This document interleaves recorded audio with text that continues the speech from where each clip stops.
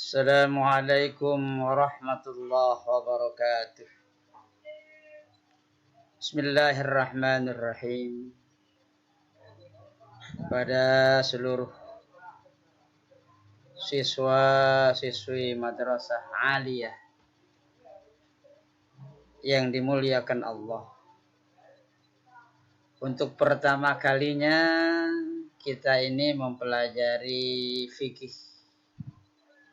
Pada kesempatan kali ini bab yang pertama adalah syariah dan ibadah dalam Islam.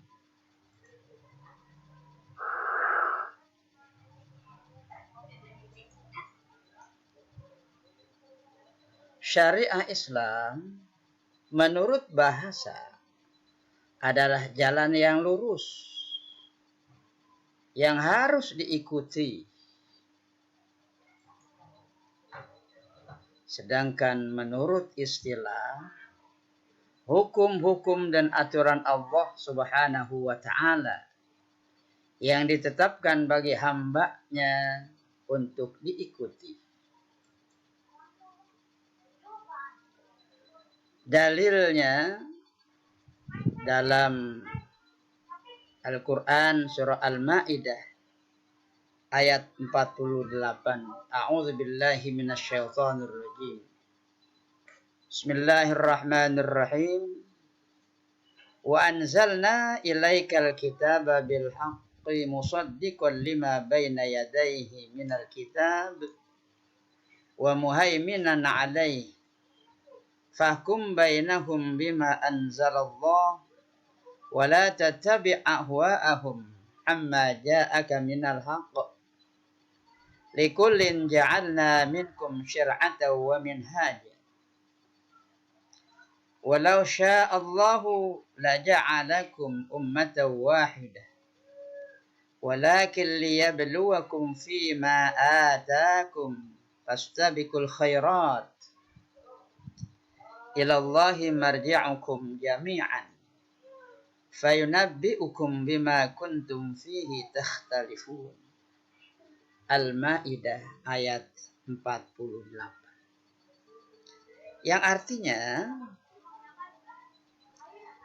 dan kami telah menurun kitab Al-Quran kepadamu wahai Muhammad dengan membawa kebenaran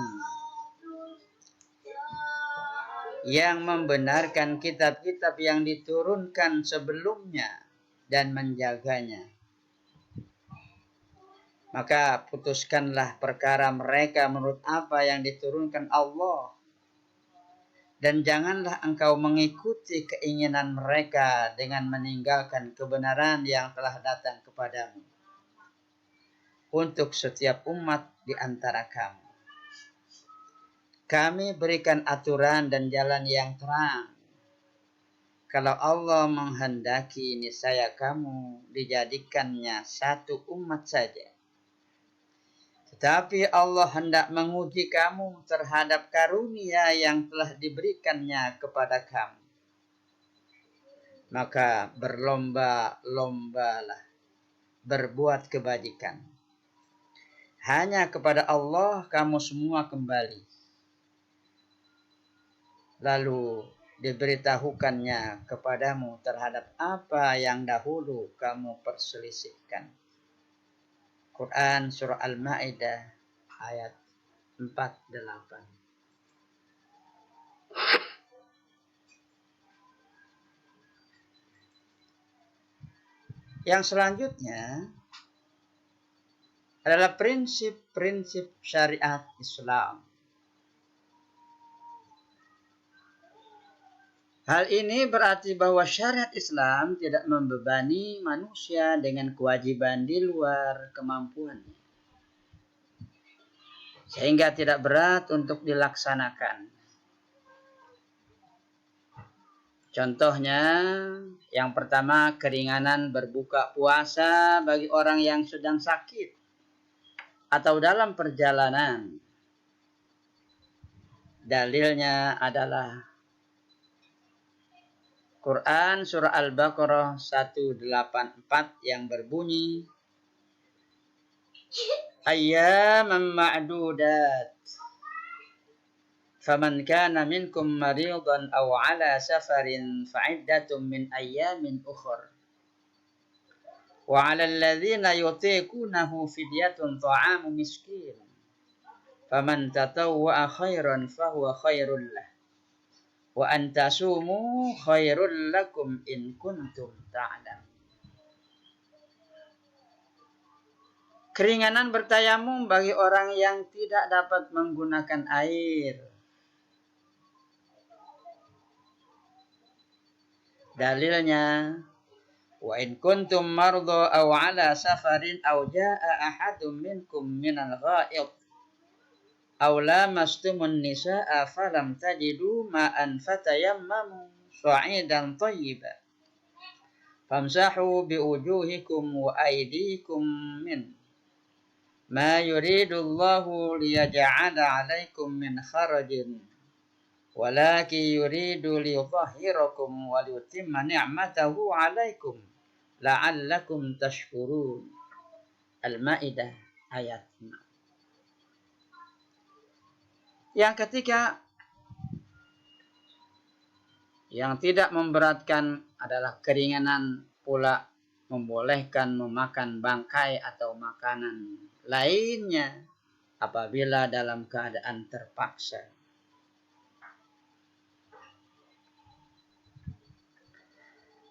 Innama harrama 'alaikumul maitata wad-dama wa lahmal khinzir wa ma uhilla bihi li ghairillah faman ittara ghaira baghi wala 'adin fala itsma 'alaihi innallaha ghafurur rahim.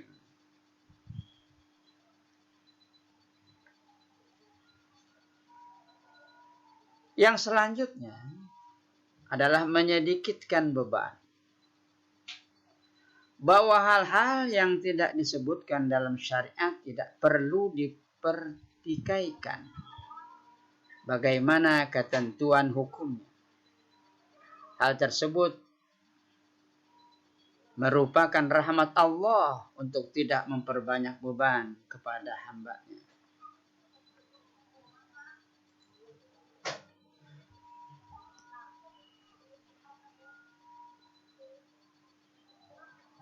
Yang ketiga, berangsur-angsur dalam menetapkan hukum.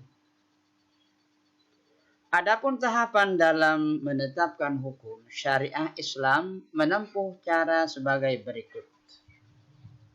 Yang pertama adalah berdiam diri. Yang kedua, mengemukakan permasalahan secara mujmal.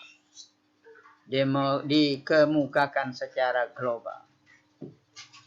Mengharamkan sesuatu secara berangsur-angsur.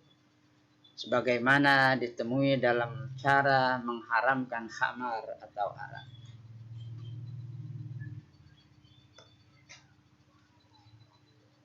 Yang keempat, memperhatikan kemaslahatan manusia dalam menetapkan hukum. Dalam proses menetapkan hukum senantiasa didasarkan pada 3 aspek, yaitu hukum yang ditetapkan sesudah masyarakat membutuhkan hukum-hukum tersebut. Hukum ditetapkan hanya menurut kadar kebutuhan masyarakat. Dan hukum hanya ditetapkan oleh lembaga pemerintah yang berhak menetapkan hukum. Yang kelima adalah keadaan yang merata. Menurut syariat Islam, kedudukan semua orang adalah sama di hadapan Allah Subhanahu wa Ta'ala. Hal yang membedakan adalah tingkat ketakwaan mereka. Hal tersebut dijelaskan dalam surah Al-Maidah ayat 8.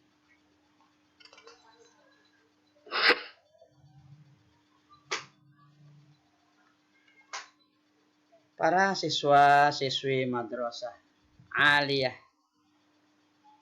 kelas 10 yang berbahagia. Yang selanjutnya adalah tujuan syariat Islam. Tujuan syariat Islam menurut maqasid asy-syariah adalah sebagai berikut.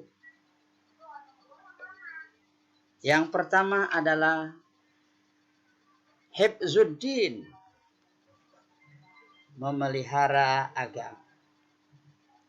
Apa yang dimaksud memelihara agama?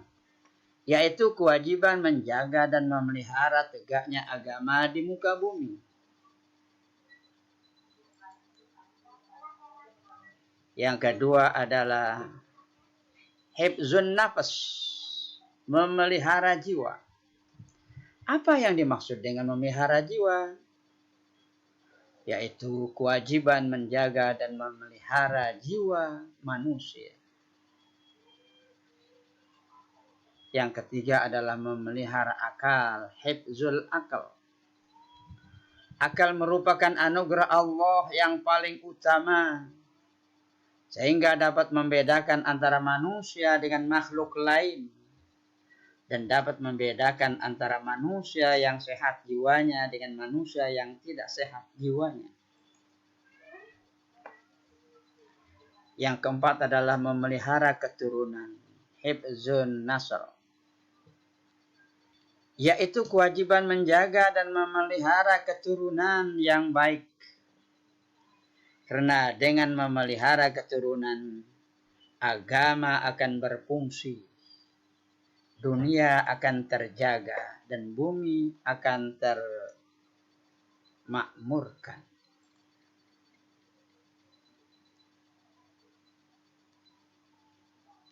Tujuan syariat Islam yang kelima adalah memelihara harta, hifzul mal, yaitu kewajiban menjaga dan memelihara harta benda dalam rangka sebagai sarana untuk beribadah kepada Allah Subhanahu wa